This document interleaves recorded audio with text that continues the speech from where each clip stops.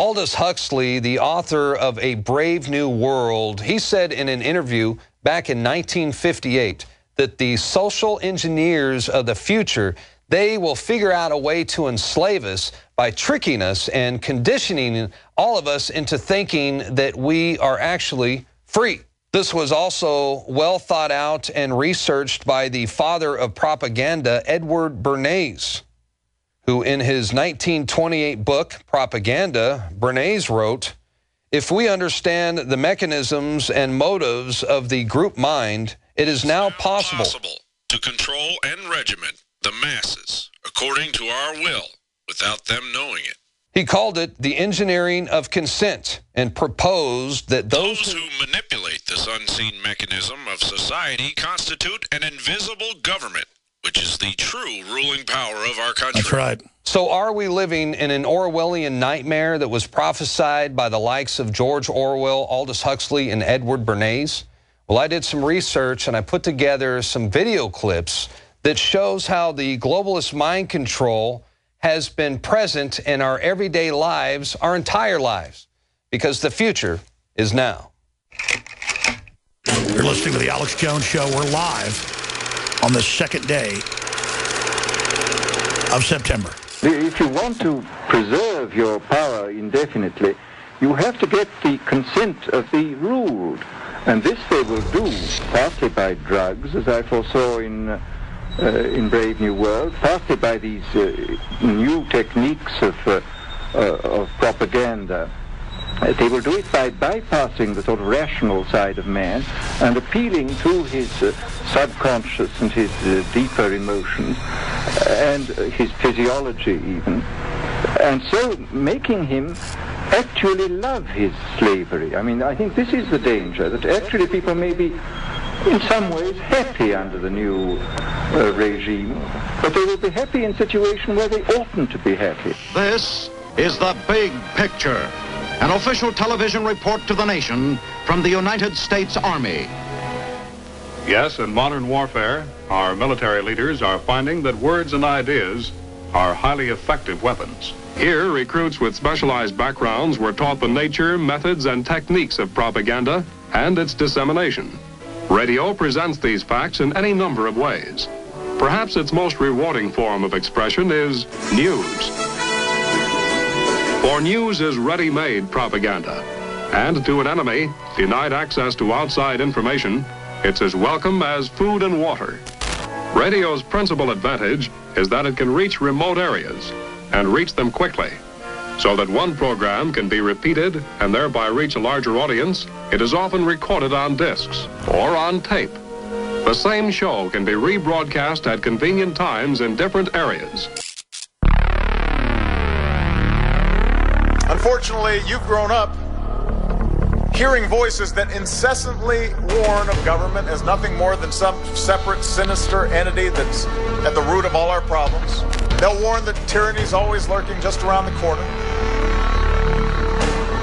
You should reject these voices. Public policy could itself become the captive of a scientific, technological elite.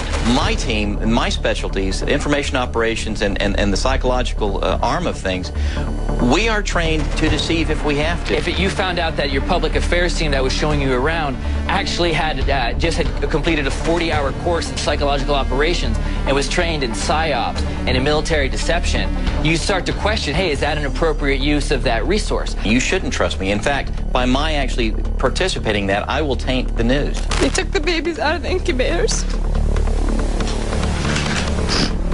Took the incubators and left the children to die on the cold floor. And they had kids in incubators, and they were thrown out of the incubators so that Kuwait could be systematically dismantled. Go read a book by the father of modern advertising, Edward Bernays, where he calls you a dumb slave and admits they run your whole life.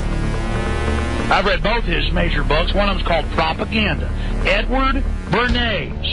Psychological warfare operations went into high gear. Our propaganda was beginning to pay off. There's a global crime syndicate that controls NATO and the major Western governments, and it is using Al-Qaeda to overthrow secular governments. I also can't see sending my son to fight with Islamic rebels against Christians.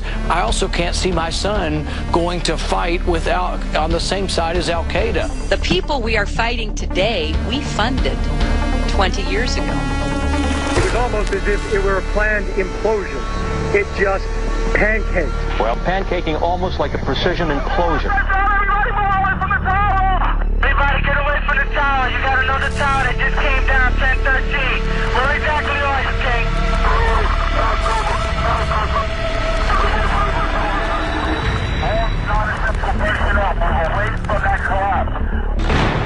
Millions of people are sick and tired of the endless wars, the poverty that is coming, the attacks of our civil liberties. I don't believe in conspiracy theories. Conspiracies, yes. If I believe it, there's nothing theory about it. You take the blue pill. The story ends. You wake up in your bed and believe whatever you want to believe. You take the red pill.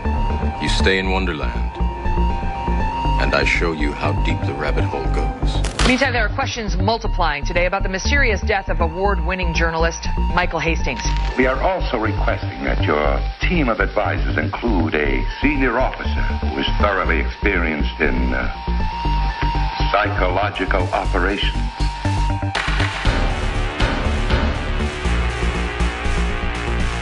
Psychological warfare was established as a special staff agency.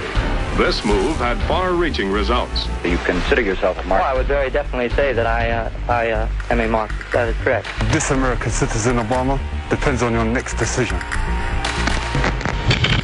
What if the whole purpose of government was to negate freedom? What if freedom was a myth? What if the Constitution meant nothing to the government? What if everything the government has or owns or controls has been stolen?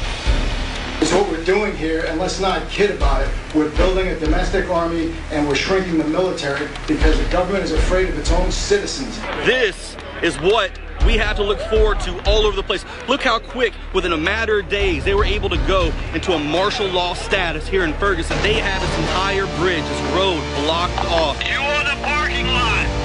This is the St. Louis County Police Department. Disperse now. They're coming to flank. Joe Biggs got shot with a rubber bullet. Now I'm running down the street. Man, quit shooting at me! Quit shooting at me!